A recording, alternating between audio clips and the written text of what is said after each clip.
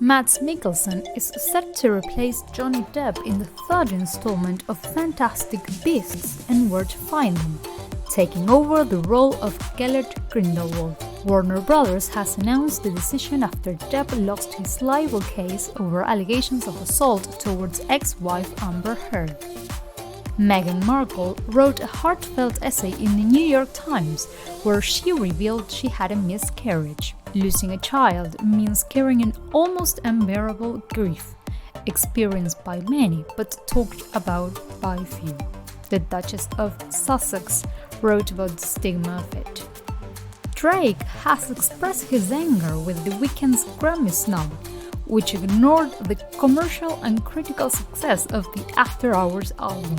The Grammys remain corrupt. You owe me, my fans, and the industry transparency, wrote the rapper on Twitter.